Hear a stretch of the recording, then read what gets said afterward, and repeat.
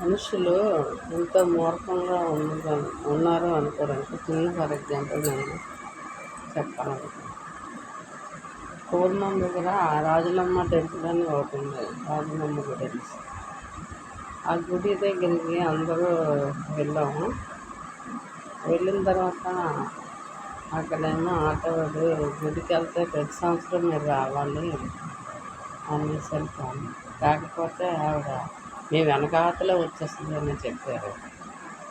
అందరూ భయపడిపోయి నవ్వాల ఏడలో అర్థం అవుతుంది. భయపడిపోయి ఎవరు రాలేదు గుడికి దర్శించుకోవచ్చు తల్లి.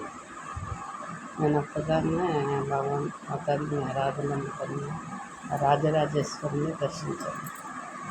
దేవుడు ఎక్కడైనా దెయ్యం ఎక్కి మన వెనకతలు వచ్చేసి మనకి ఇబ్బంది పెట్టడానికి ఇంత మూర్ఖులైన మనుషులు ఇంకా ఉన్నారంటే నవ్వుస్తాం.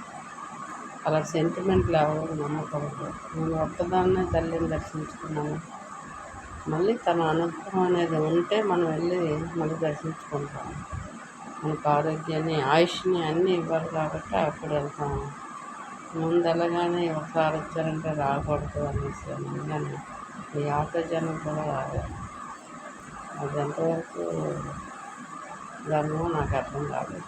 కానీ అలా సెంటిమెంట్ లాగా అక్కడికి వెళ్ళిన తర్వాత ఆ తల్లిని దండం పెట్టుకొని దర్శించుకోండి. ఆ తల్లి మనకి మన బిడ్డలా కాపాడుతూనే ఉంటుంది. అది సెంటిమెంట్ నమ్ముతాను.